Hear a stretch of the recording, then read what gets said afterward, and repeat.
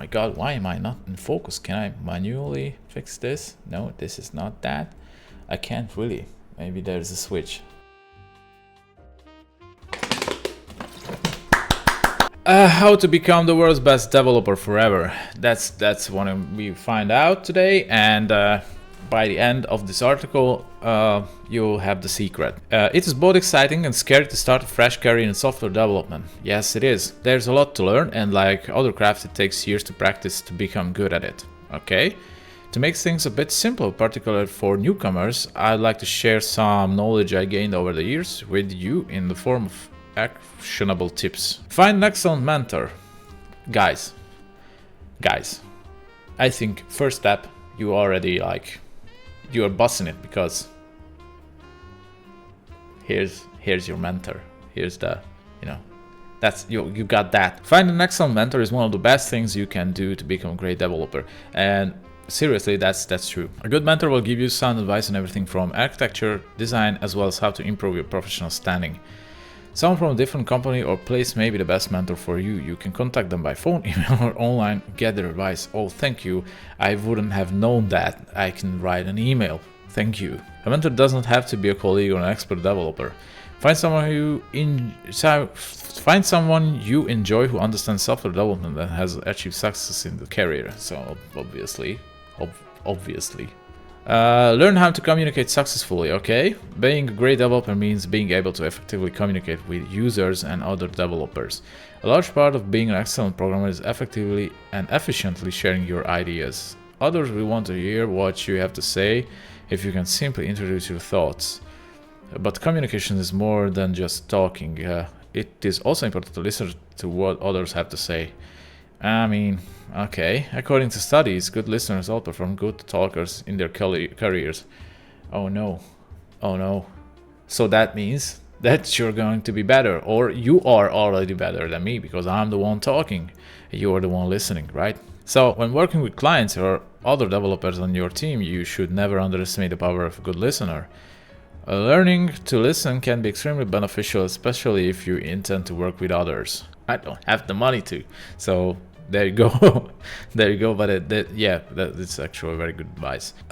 Discover how to use Google efficiently. Of course, that's development. Googling. When I first started working as a software developer, I thought my colleagues were superhumans because they could always point me in the right direction when it came to solving problems or implementing features. That's when I started Googling everything and picking up new tools and techniques along the way. It turns out that knowing how to use Google effectively doesn't make you a less effective programmer. Somewhat more, it makes you a more effective programmer. Take the time to learn about tools so that if an issue comes up that requires something outside your specialty, you can quickly determine whether it is worth your time to learn about. Fun fact, I don't use ChatGPT. I don't know why. I think it's just simpler to Google. I just Google it. I don't just do I just Google and just take the solution and it's done. You should never do that. And I probably told that many times in my videos that's a very, very, very bad idea. No, you need to test that Go, at least look at it. That's just what's happening there. Is this the good solution?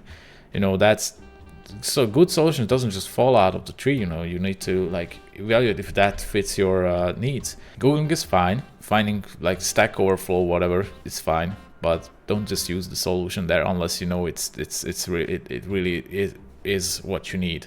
And by the way, using Google to find the proper links to documentations or whatever, that's another thing that you should be doing that instead. Start writing code every day. Write some code as soon as you finish reading this article. I'm not gonna. It might seem practically, but you must start to write code every day. I know you're busy, as is everyone else. That's the reason why I keep telling you to write code every day. Believe me, it's because it's impactful. Writing code every day keeps your skills sharp, allows you to learn new languages and technologies, and gives you the freedom to work on projects that interest you. If it doesn't interest you, change it up. At least once a month, switch languages or projects. Okay. This will keep things interesting and help you from becoming boring and stop you from being locked into a routine for months. And okay, very nice advice, but then you might not have the freedom to switch from one project to another.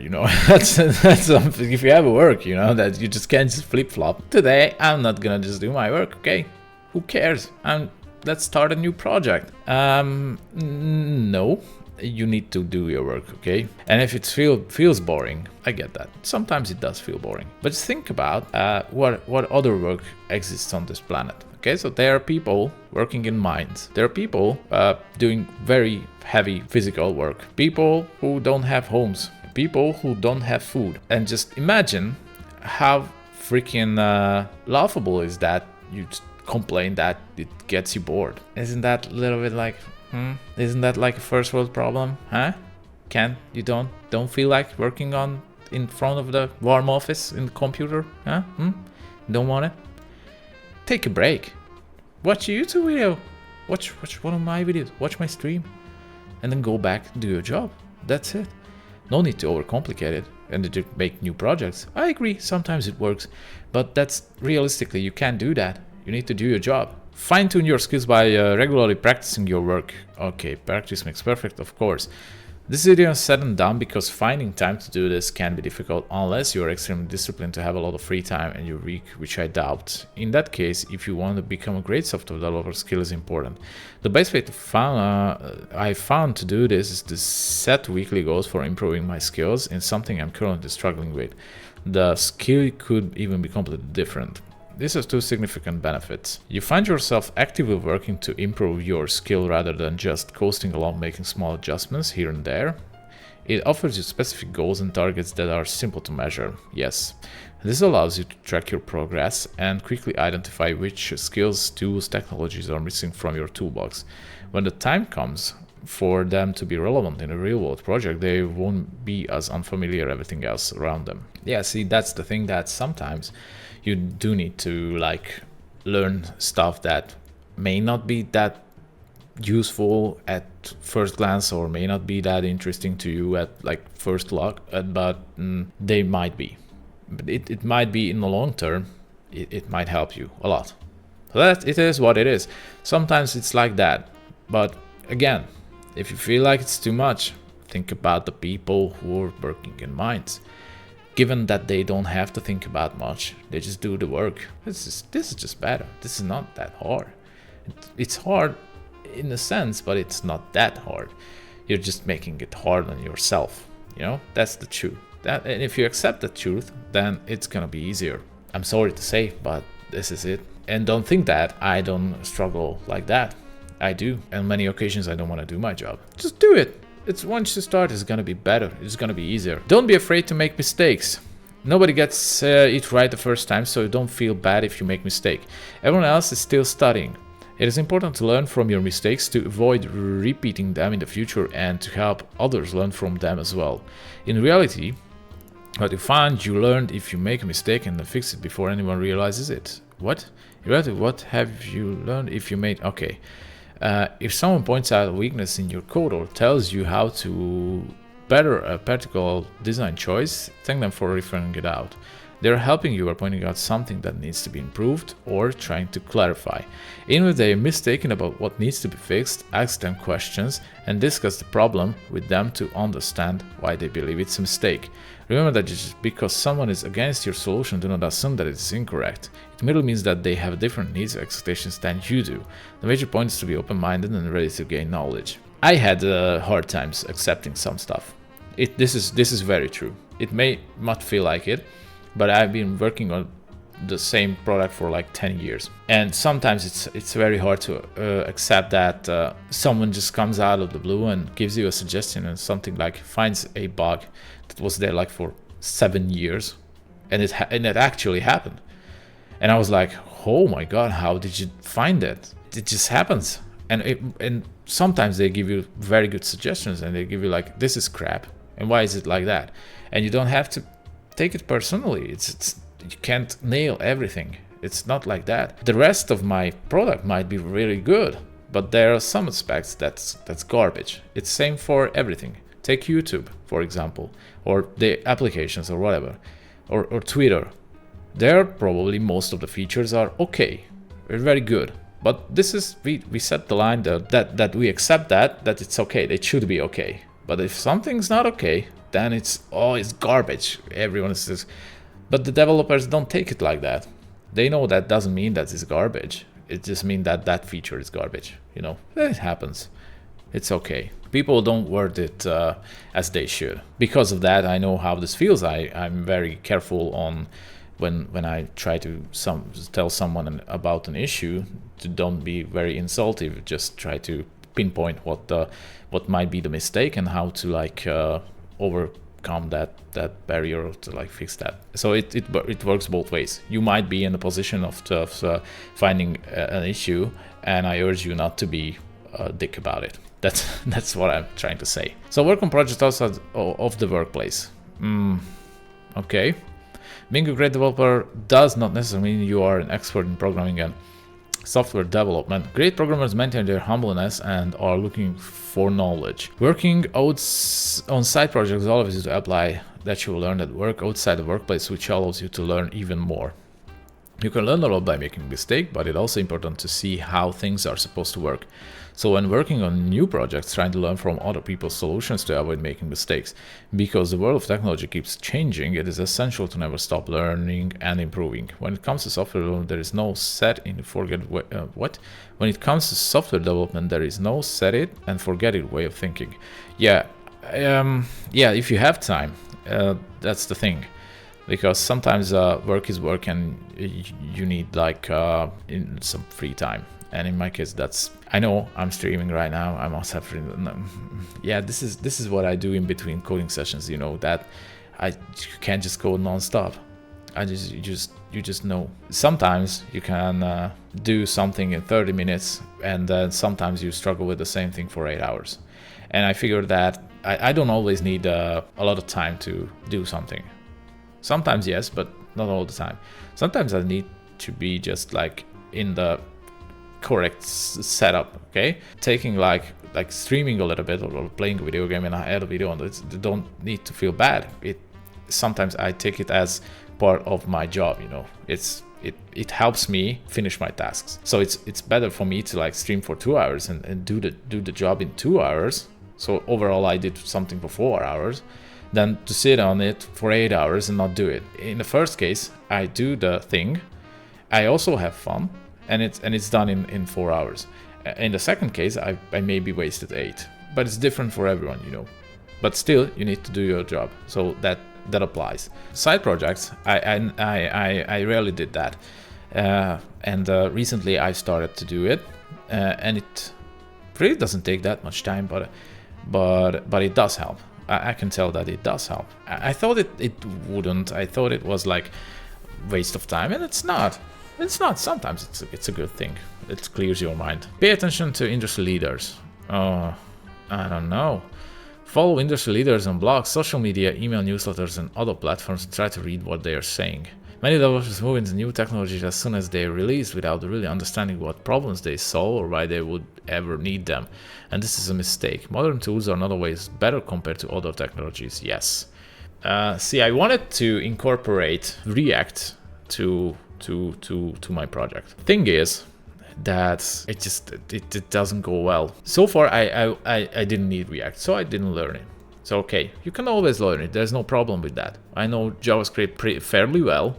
I still do use jQuery, native JavaScript, or whatever comes my way. So I don't think of it that's a bad thing. But then again, when I learned the fundamentals of React and was looking at how could I incorporate it to make my work easier, in the end it wasn't. it turned out that it will make it even worse. Sometimes the solution is already good and you don't need to switch always, to switch it up and switch it up and switch it up. Sometimes it's just okay. It's no problem. And when it comes to, for example, JavaScript is here to stay for a long time, I think. So as long as it's there, you have no issues. You just learn JavaScript, and the new things like React or HTMX or whatever, no, don't worry about it. You gonna understand it. You watch a 8-hour whatever video and you start in it, and in a month you are gonna be alright. Don't worry about it. If you know the fundamentals, it's gonna be much easier to understand these new things. As you start with React, for example, and you don't know anything about JavaScript, and this is what I did. When jQuery wasn't that popular, And when it started out, I started to learn jQuery, not JavaScript. And that was a huge mistake. It took me a lot of time to like understand what's going on, because I thought that's how it worked. So I think understanding JavaScript, at least like a surface level, can help you advance your knowledge into these new technologies, and they aren't always the solution. Like most cases, specific tools and techniques exist for a reason in our respective industries. And if you don't understand those reasons, you'll likely fall behind your peers who understand the individual decisions that their organization or industry as a whole is making. Reading about impactful developers or writing about helps clarify matters that we can avoid falling into proverbial black hole of technobabble, yes. While I wouldn't think myself as industry leader so far, I would be respected if you follow me on Twitter, okay? I think we post content regularly to help developers, especially beginners. Okay, in the end, I'm gonna follow you. You don't always have to know everything new. It's okay to know that something exists. For example, again, JavaScript. A new framework is born every single day, like literally. Do you want to know all of them? You don't know which is gonna stay. React is here, for example, for a long time, but it may not be here in 5 years. Maybe something better comes and just, I don't know. The way it works, it's here to stay because it's very convenient. But maybe we didn't know there was going to be React, you know. Maybe something new comes, and then what? Then you just stop using React, or what? It's still going to be very good, you know. There's no reasons to stop. And just because I use jQuery here and there, or like native JavaScript, doesn't make me like a bad developer.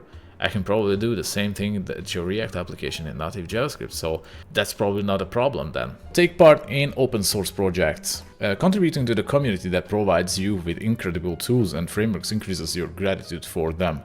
Watching other people's code on GitHub, fixing bugs, writing documentation, and so on can teach you a lot. That is true. Working on open source projects has offered me countless enjoyable experiences.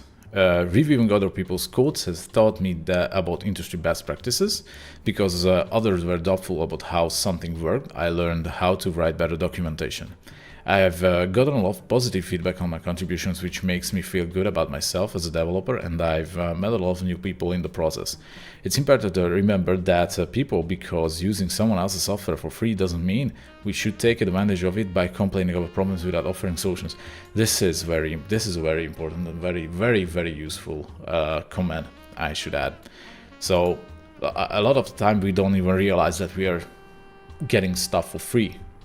Like literally, you go up to the internet and open ChatGPT and it's going to write the code for you, and it's pretty damn good at it as far as I'm concerned.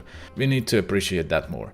And while I completely agree that it's very nice to contribute to open source projects, or maybe make your own open source project and contribute that to the people, there's the thing that sometimes people just don't have time for that. If you're in a situation when you like to code, and you can't come up with something new, and you don't wanna, or maybe you don't wanna make something new, you can make something better. The important thing is that just because we're using someone else's software for free doesn't mean we should take advantage of it. So you just don't just go and open issues that, oh, it's crap, it's garbage, and it's free. You can use it and you can do whatever with it. Why would you complain? You should list issues. You should address the issues. That's something you should do. Never badmouth anyone just because something doesn't work like you want it to work. If you don't like something, we should try fixes of it. Yeah, there you go. This is what I say. If you can't, if you don't like it, just try to improve it. If it's open source, and maybe or fork it, or just make your own solution. No problem. Maybe the project maintenance will follow your solution. There you go. Learn from your mentors and fellow students while also teaching them. While working with mentors is beneficial, you don't have to wait until you have 5+ years of experience of becoming one yourself. Yeah, that's a meme. After 5 years, you're a senior. Even if you don't know nothing, it doesn't matter. Hear me? After 5 years, you go up to your management and say, now give me that senior salary, you know. I have 5 years experience. You hired me 3 months ago. At the time I had 4 years and 9 months experience. Now it's 5 years, so give me twice of that. Thank you very much. But don't do that, please. you will get fired. Every day we can learn something new. Okay, you should always be happy to guide others when they have concerns or need advice. Teaching others allows us to gain a greater view of specific topic situations that might otherwise appear foreign or intimidating if we only watch via text video. Yeah, you have the interaction, you know. If there's someone there, you can maybe figure out together. When I was learning stuff at my first company where I ever worked, there was one dude we were coding together, and sometimes I had very good insights on the stuff he was trying to teach me because I was paying attention and I was trying to learn as much as I could, and by that I also interacted with the solution, and sometimes we both made it better. As our colleagues progress through their careers and become senior level developers, they must continue to ask questions to learn further than their current level of knowledge. Yes, by helping one another in this way, we can all improve at a faster rate without ever having fallen behind due to missed opportunities to mentorship along the way. I can agree with that as well. Okay, learn how to ask for help and guidance. Very, very, very important. A lot of the time, people tend to think that they don't need guidance, they don't need help. I myself made that mistake, so don't be like that. Learning how to ask questions is a skill that will take you far as a programmer. Never be embarrassed or ashamed to accept that you don't know something. Simply put, view these instances as opportunities for growth and development. There you go. Asking for help and support shows that you value their opinion and expert knowledge. There you go. So there's no shame on asking. That means that you value somebody. Like, don't overdo it. So just because someone has answers, gather what you want to know, ask, and try to figure out. And if you can't figure out, ask again. Rather waste your time a little bit than waste others. You learn in the process. Most people will be impressed by such an offer, making them more willing to help. Very good. Final words. I hope you found this post useful and that it motivated you to become a great software developer. Understand that discovering something you're interested in is the best way to learn new things. Nothing will stay with you if it feels like a responsibility or a struggle rather than a source of joy and reward. Learning should be enjoyable, so look for ways to make it so. Also, don't be nervous about failing. The more times we will try something, the more likely it is that we will succeed. They only fail when you stop trying to learn something new. You go out and start learning. Very good article. Thank you very much. It was a joy to read, and I can agree with most of the points even more. It's very good. Very good. Thank you very much for watching. Leave a like and subscribe to my channel. And I see you in the next one. Bye.